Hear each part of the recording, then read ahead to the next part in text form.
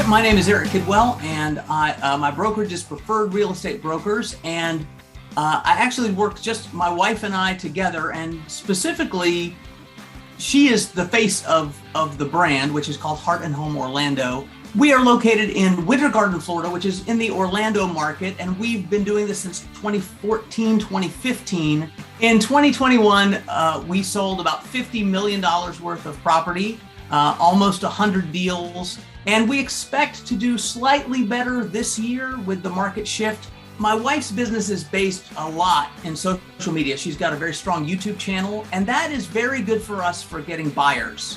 But in terms of seller leads, it really is direct mail that has made a difference in kind of turning the business away from, not away from buyers, but getting a better mix of sellers and buyers. So last year, with about 90 deals overall, we had 25 listings. We've been moving from the buyer side to the seller side, and we had 25 listings last year, and at least half of those were a direct result of working with Wise Pelican and the postcard program we have. One of the things that agents share in common that sometimes we talk about and sometimes we don't is that it's very difficult to know how to run a real estate business right out of the gate, how to start. And you hear about farming and you hear about direct mail and you hear about these things.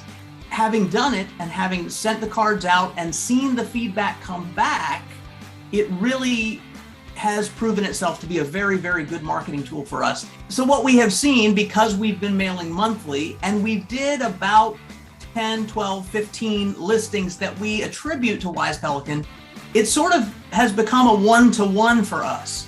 And so we send a postcard out and we feel like we get a listing. Now, it's not that easy and average one-to-one, but that's how it's worked out numerically. And so it's very easy for us in a marketing budget to say, okay, we're spending this much on the direct mail, and this is the return we're getting. And the ROI has been, 10 to 1. So that's good.